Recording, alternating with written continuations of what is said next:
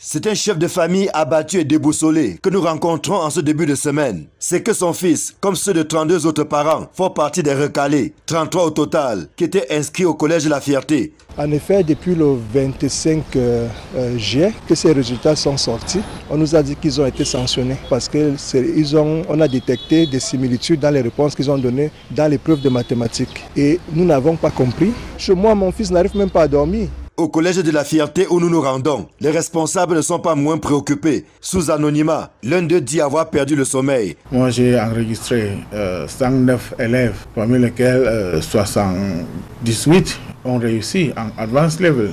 Et lorsque on sanctionne 33 élèves, c'est plus qu'un deuil chez moi.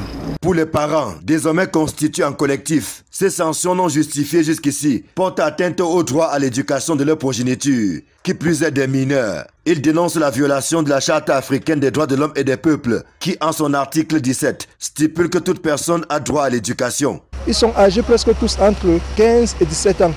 Ils sont encore pour la plupart fragiles. Nous sommes allés vers le GC Board.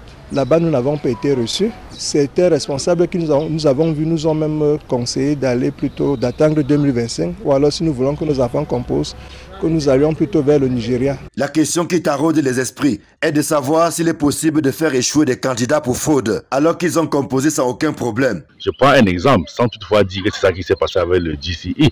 Lors des corrections, on se rend compte que des copies ont exactement les mêmes réponses, les mêmes démarches méthodologiques. On est fondé d'ouvrir une enquête. Et si on se rend compte que ces candidats étaient assis côte à côte.